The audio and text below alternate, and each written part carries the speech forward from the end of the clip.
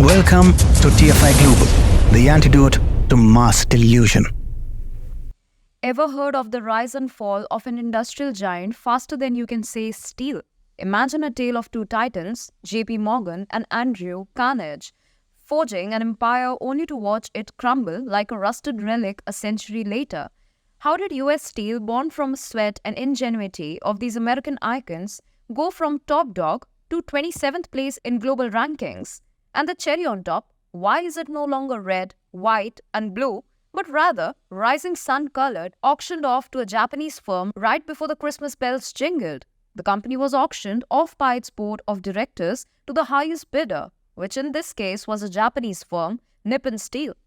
The sale of the US Steel stands as a powerful symbol of America's deindustrialization, yet it poses a genuine threat to America's long-term economic and national security.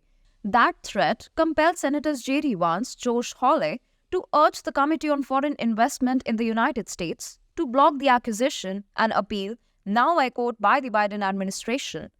Conservatives argue that Japan, a close ally, should have no issues controlling a crucial American steel company, but should the US overlook potential risks just because of friendship? Of course, it is true that Japan is an ally. The US's friendship with Tokyo is beyond dispute and essential as it confronts the threat of communist China together. But even the best of friends don't see eye to eye on everything. To argue otherwise in the dangerous realm of national security would be foolish. It is common sense that there are some things you shouldn't entrust to others when you can do them yourself. Managing America's steel factories, which manufacture the fundamental building blocks of modern civilization, is one of those things. While critics might argue that the US Steel is of little consequence to their national security, like the editors of National Review write, even if US Steel totally disappeared, the US would still have production capacity to meet defense needs. They cite former Secretary of Defense Jim Mattis, who estimated the military to require only 3% of domestic steel production to function. It's strange that they overlook the fact that defense demands surge significantly when a nation transitions from peace to wartime footing. In World War II, for instance, the US government consumed approximately 60% of domestic steel, even with significantly higher production figures compared to today. Should the US face a conflict of similar scale, the Department of Commerce asserts that existing domestic steel production capacity would be insufficient to meet national security needs. An actual conflict is not hypothetical right now. The streamlining enforced by the Clinton administration has weakened US's defense industrial foundation to the extent that the once famed arsenal of democracy now struggles to assist allies in two global wars, despite the United States not directly participating in either. Numerous potential conflicts could arise in the foreseeable future, including with communist China. It's a dreadful thought to imagine prolonged battles with modern industrial adversaries, but is the US ready for such a scenario? At present, the response appears to be a resounding no.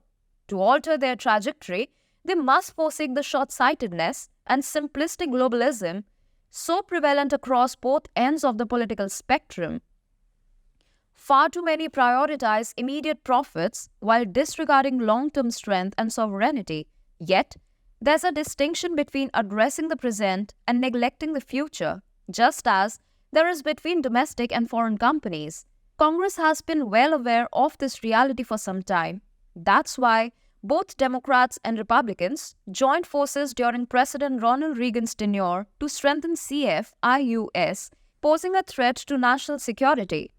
However, CFIUS has been conspicuously inactive in recent times. In 2008, Reuters disclosed that Russia has obtained nearly 10% of American steel production, and CFIUS had failed to intervene.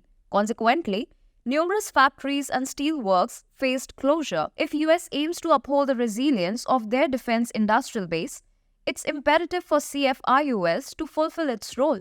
The US requires a more comprehensive understanding of national security, while policymakers widely acknowledge the need to strengthen critical supply chains, limiting federal protection solely to cutting-edge technologies. In reality, the country requires much broader measures. The COVID-19 crisis exposed the risks of relying on foreign entities for essentials, spanning from medicine to missiles.